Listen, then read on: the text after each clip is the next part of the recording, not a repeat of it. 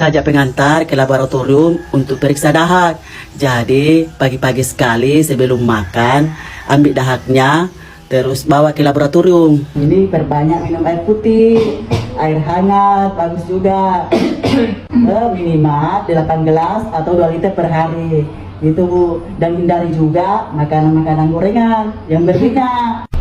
Jujur sekali gitu, kebetulan sekarang langka minyak. Oh ya, dan juga makan makanan yang bergizi, makan yang pakai sayur kalau makan. Ya. Hai, terima kasih Budi, bagus sekali edukasinya. Pulang kak dulu Budi.